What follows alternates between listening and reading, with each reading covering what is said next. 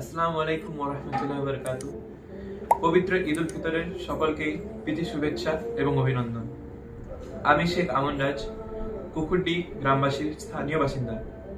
আমি 2024 শিক্ষাবর্ষে মাধ্যমিকে 636 নম্বর এবং শতকরা প্রাপ্ত নম্বর 90.85% পেয়ে উত্তীর্ণ হয়েছি। আমার এই সাফল্যের পিছনে আমার পরিবারে মা, আব্বু, দিদি এবং দুলা ভাইয়ের কর্তৃত্ব অনস্বীকার্য। এছাড়াও আমি যে শিক্ষা প্রতিষ্ঠান থেকে পড়াশোনা করেছি, আল-আমিন মিশন পাথরচাপড়ি ব্রাঞ্চ, সেখানকার শিক্ষক এবং শিক্ষিকারা সর্বদাই আমাকে যথাসাধ্যভাবে সাহায্য করে গেছেন। তাদের প্রতি আমি চিরকৃতজ্ঞ।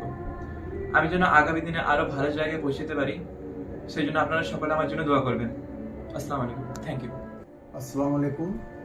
পবিত্র ঈদ উপলক্ষে গ্রামের সকলকে জানাই আন্তরিক অভিনন্দন।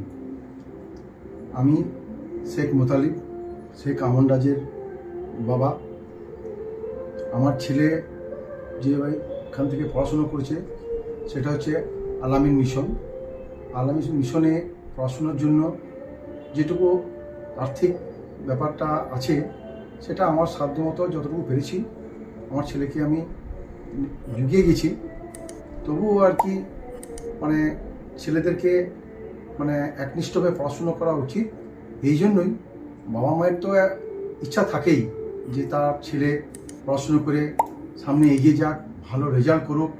কিন্তু সব ক্ষেত্রে সবারই সব সাফল্য মণ্ডিত হয় না। কিছু কিছু ক্ষেত্রে দেখা যায় যে কিছু ছেলে আজকের যুগে যে মোবাইল টিভিতে সব মেতে উঠেছে। তো আমি একজন গার্জেন হিসাবে অন্যান্য গার্জেনের উদ্দেশ্যে বলতে চাই, ছেলেকে একটু এগিয়ে নিয়ে যেতে গেলে, ভালো শিক্ষার দিকে তাকে পাঠাতে গেলে পরে সর্বপ্রথম ছেলে মেয়েদেরকে মোবাইল থেকে দূরে রাখুন।